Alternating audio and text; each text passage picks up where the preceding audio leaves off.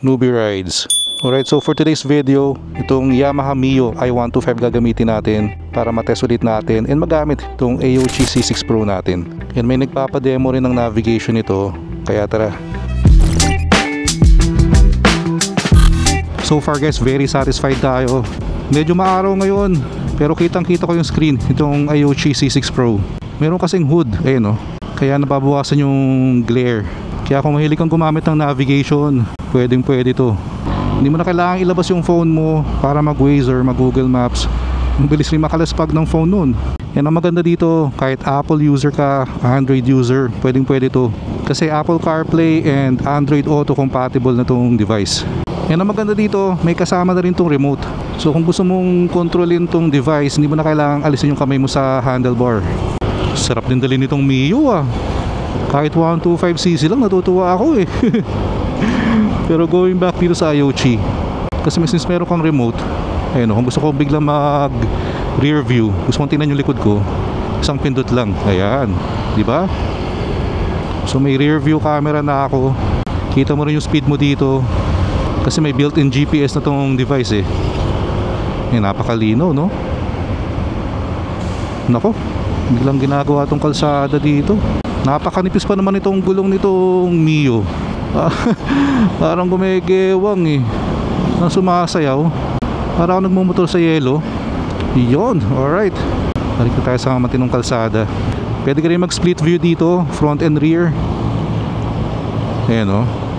Gusto mo harap naman, pwede rin. And kung gusto mong bumalik, ayan na, isang pindot lang. So again, very convenient. Nakafocus ka sa kalsada, hindi mo rin kailangan alisin yung kamay mo sa handlebar to control the device. Sa iba kasi motorcycle all-in-one dashcam, pag wala kang remote, kung gusto mong kontrolin, lipat ka sa camera, lipat ka sa navigation, lipat ka sa music, kailangan pang pindutin yung actual screen. Hindi na naman natin kinakaya yung init. Bukas tayo ng visor. Grabe yung init ng summer ngayon, no? Para kang tutunawin. Pero dahil sa init ng panahon pala kayo guys, kung nag-ride ka, kailangan mo rin magbaon ng extra pasensya. Dapat chill lang tayo lagi. Huwag na natin sabayan ng init ng ulo, yung init ng panahon. But I'm sure napanood nyo na yung mga viral na road rage ngayon, diba? Bakit nga ba? You tell me. May nagtanong lang din sa akin kung anong take ko dun sa issue na yun. Siyempre, lahat naman tayo may times umiinit ang ulo sa daan. Pero ang tumatatak talaga sa isip ko lagi is yung pagkasama ko misis ko, pag na high blood na ako sa daan, or meron akong nakakainitan ng ulo, ang lagi niyang sinasabi sa akin, hindi mo kilala yung tao niyan, hindi mo alam ugali niyan, hindi mo alam kung anong dala niyan. So, isusugal mo ba yun sa panandaliang init ng ulo? Kaya kung talagang high blood ka na, pikit mata, hinga ka lang ng malalim, then let it go, pakawalan mo na. Not worth it eh. Matuto na tayo sa mga pagkakamali ng iba, di ba? Yung panandali ang init ng ulo habang buhay nilang dinadala, or nasisira pamilya nila, nasisira buhay nila. So short answer, not worth it. Again, kung meron kayong makagit-gitan sa daan, ano lang yan ilang segundo lang yan eh. Syempre nakakainit lang talaga ng ulo sa umpisa, pero huwag nyo nang patagalin. Hindi kasi natin ikakakul yung makikipag-away ka sa daan. And kung ginagawa mo naman for the views lang, nako, sayang naman ang pagiging influencer kung ang i-upload nating content yung medyo negative ang dating sa mga viewers. So yun lang, ride safe lagi sa lahat, chill lang lagi. Alright, andito na tayo, Honda Parañaque. Ito si Sir Josh. Bago dala ko, no? Sa bayaw ko, tinetesting ko lang. May Rebel 500 daw na bago. Nandiyan na. May ibang motor pa na bago. Bagong black. Oh, sige. Yun. Alright, so we are here, Honda Parañaque. Marami raw bagong big bikes na dumating, so exciting to. Hindi ko pa pala nasabi sa intro kung bakit tayo nandito. Kasi dumating na daw yung bagong Honda Rebel 500 2025. So alamin natin kung ano mga nabago. So tara, check out natin. Hindi daw niya ako nakilala kasi nga iba yung dala natin eh. Ay, sir! Follower ako. Uy, salamat sir! Sir, alam mo ba? Bibili ako ng E-Class ngayon. Oh yun? Sa review mo. Ilalabas mo na ngayon? Oo, lalabas ka na ngayon. Sir, shoutout, may namit tayong followers. Si Sir Melvin maglalabas ng Honda CB 650R E-Clutch ngayon. Grabe. Meron din siyang channel guys, ilalagay ko na lang dito. Alright, so we are here at Honda Parañaque. Dami kasing dumating na bagong big bikes dito, so tara, Tingnan natin. So ito agad yung bumungad sa atin, oh. Itong matte gray na 2025 Honda XADV. First time ko makakita ng ganito. Ganda. And yung pagka-matte niya, ibang klase. Hindi yung katulad nung matte ng ADV 160 or PCX. Parang gitna siya ng matte and glossy. Ganda nito, guys. So mga naghahanap ng XADV dyan, takbo na kayo dito sa Honda Paranaque. And meron ding glossy black na bagong XADV. Grabe naman sa kintab to. Pwede ka nang manalamin, no? Kaya kung in the market ka for a Honda XADV, no? Hirap mamili. Hindi ako makakapili dito. Parehas okay. And dumating na rin pala yung bagong Honda Rebel 500. 2025 model na to. So merong matte black. Ito namang isa, guys, glossy beige daw to ang color. Ganda. Mula nung na-test ride ko to ang Honda Rebel 500, for me, isa talaga to sa best na beginner big bike. Kasi sobrang baba nito eh. Tingnan nyo, guys, kung gaano kababa yan, ha. Flat foot pareho. Parehong pa. Yan ang laki ng bend sa tuhod ko. Parang same sa baba to ng Lord na Mio na dala ko ngayon. And very chill ng riding position mo dito. Teka lang, ha. Alamin natin kung ano yung mga nabago dito sa bagong Rebel 500. So sabi ni AI, itong bagong 2025 Honda Rebel 500 features a new tapered handlebar design.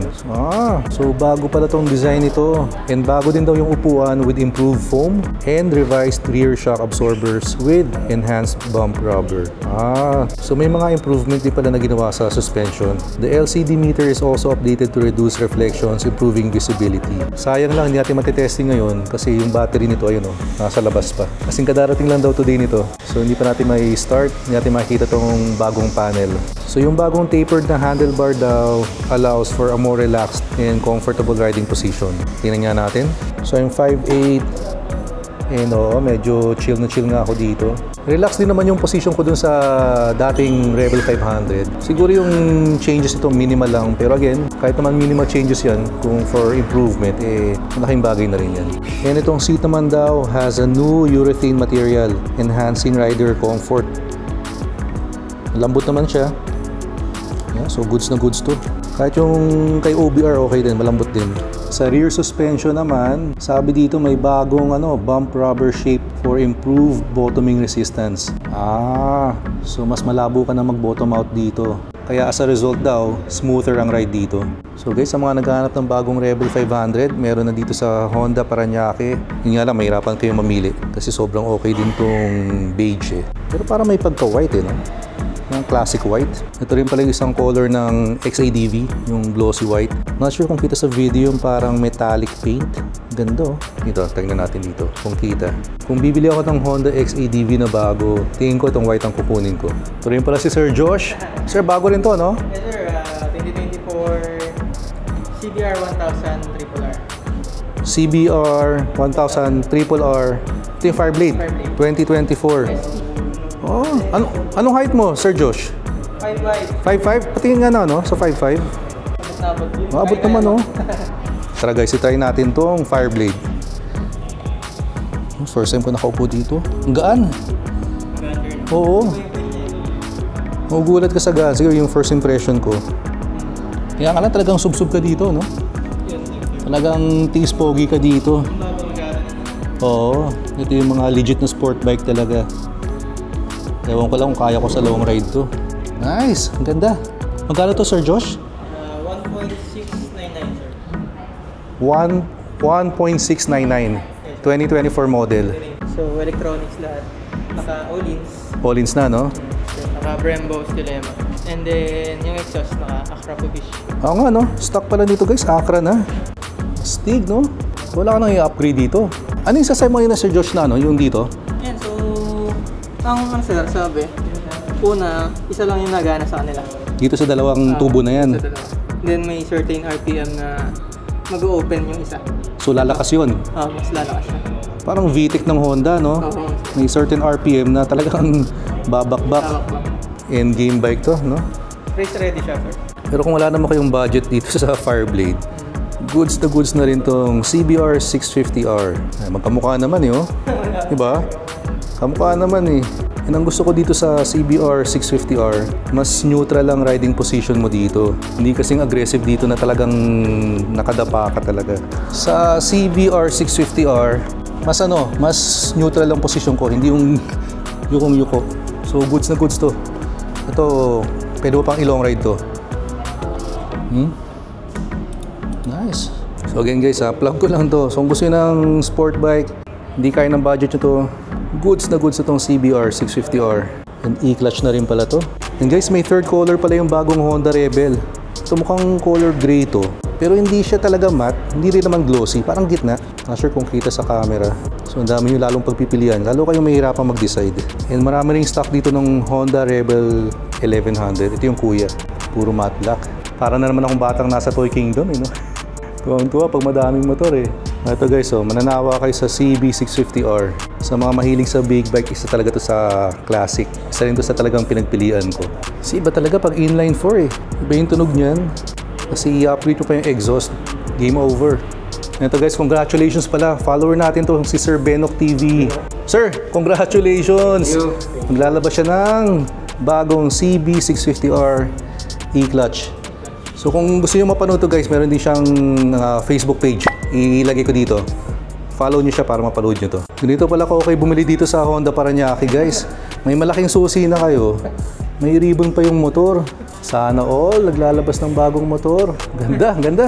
Kung naghahanap kayo ng bagong Honda big bike, nako, tingnan nyo naman kung gaano karami dito sa Honda Paranaque. So kahit anong gusto nyo, for sure makikita nyo dito. Complete lineup. Ito yung mga sport bike. Ito yung mga naked bike. Na mananawa kayo guys. Ito yung bagong Rebel Cruiser. Then sa dulo yung mga adventure big bike. 500X, Transalp, XADV, Africa Twin. And of course, meron ding Goldwing dito. Kung gusto nyo pumunta dito, along lang to ng East Service Road. Kung galing kayong Sukat bago magbikutan. And tabi lang siya mismo ng Honda Safety Driving Center. Pag nandito nga kayo, kita nyo na yung Honda Safety Driving Center. Ayan Yan yung riding course nila. Riding and driving course. Tabing-tabi lang mismo. Alright, so bago tayo umalis guys, tingnan lang natin yung turnover ng CB650R e-clutch kay Sir Benok TV. Na-miss ko na yung ganitong feeling yung naglalabas ka ng motor. Napakaganda. CB650R matte black. And e-clutch guys, e-clutch. Sa mga hindi familiar sa e-clutch technology ng Honda, meron akong video nito. Check nyo lang dito sa channel. Tinest ride ko rin tong CB650R na e-clutch. Congratulations ulit sir. Congrats, ingat. Ride safe. Sir Josh. Alright, so sobrang enjoy tayo today. Para tayong batang galing sa Toy Kingdom or sa Toy Store. So balik na ulit tayo dito kay Mio i125. Medyo madumi Second hand nabili ng bayo ko tong tong Mio i125. Pero naka flat seat na JRP.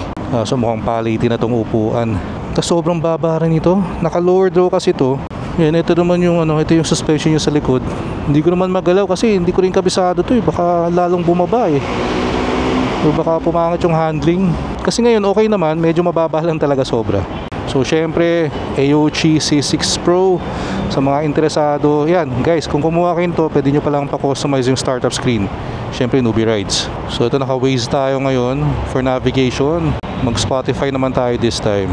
Kaso wala pala akong intercom sa helmet na to. So sayang. Kasi pag meron kang intercom sa helmet, pag nakakonect yung phone mo doon sa intercom, tapos connect mo dito sa IoT C6 Pro, doon mo sa intercom speakers maririnig yung music. Yan yung daily mix natin. So kita nyo na yung mga trip kong sounds, 90s to early 2000s, batang bata. Then ito, naka-connect to via Apple CarPlay. Pero kung Android naman yung phone nyo, don't worry kasi compatible din to sa Android Auto. So very convenient talaga pag meron kayo nito. So ang gawin natin pabalik, mag-rear view na lang tayo. Kaya ako naglalagay ng ganito sa motor.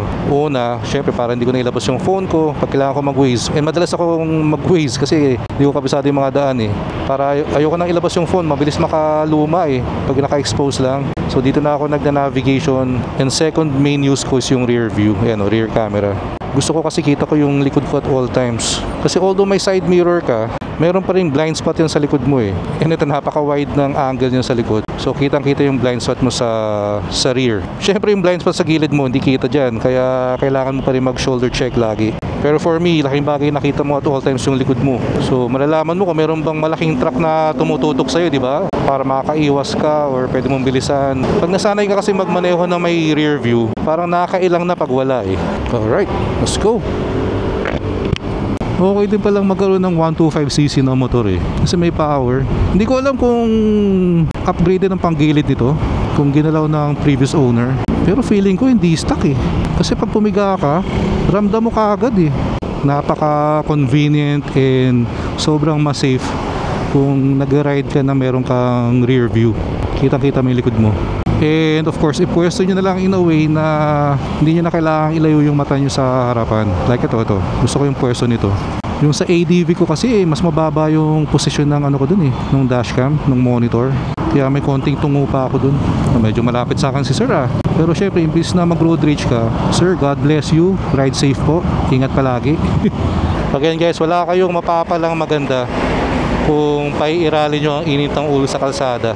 And bago may mag-comment na ang plastic naman ni Nubi Rides, aminado naman ako na high blood rin ako dati sa daan. Actually may times pa rin naman ngayon na iinit ang ulo mo. Pero ang difference lang, sa dami ng road rage na nangyayari recently, yung meron pa yung Black Fortuner tsaka yung scooter, alam naman natin lahat yung mga nangyayari doon. So isusugal mo pa ba? Ilalagay mo pa yung sarili mo sa kapahamakan dahil sa init ng ulo mo? Wag na, hindi worth it. Pag uminit ang ulo mo sa daan dahil may kumat sa'yo, bilang ka lang ng 10 seconds eh. Wala na yan, tapos na yan eh. Problema sa iba, dahil doon sa panandali ang galit na yun, may nagawa sila na pagsisisihan talaga nila. Di ba? Nasira buhay nila, nasira buhay ng pamilya nila. Nang bakit? Di ba? Walang kakwenta-kwenta. Dahil lang sa panandali ang galit. Na kung pinalagpas mo na sana yun, tuloy lang yung magandang buhay mo. Di ba? Sayang eh. So again, sa mga kapwa ko motorista, whether 2 wheels, 4 wheels, kahit na ilang wheels pa yan dala mo, chill lang tayo lagi sa daan. Pag dumating yung time na sobrang na high blood ka, isipin mo lang pamilya mo, tapos hinga ka ng malalim 10 seconds, then dapat pagkatapos ng 10 seconds na yun, wala na yung galit mo. Alright, oh by the way, road to 18,000 subscribers na pala tayo dito sa YouTube channel natin. So kung meron pang hindi nakasubscribe sa inyo, please click the subscribe button below and like and share the video. Salamat. Pwede nyo rin pala i-click yung bell icon para ma-notify kayo every time may bago tayong upload. So guys, maraming salamat sa mga sumama sa pasyal natin today. Sana nag-enjoy kayo. Sa mga naghahanap ng Honda Big Bike, nako, takbo na kayo sa Honda Big Bike Parañaque. Kompleto sila dun. So dito ko na muna patuloy yung video. Pero kita kayo tayo sa next one. Ingat kayo lahat palagi. Always ride safe. Peace out.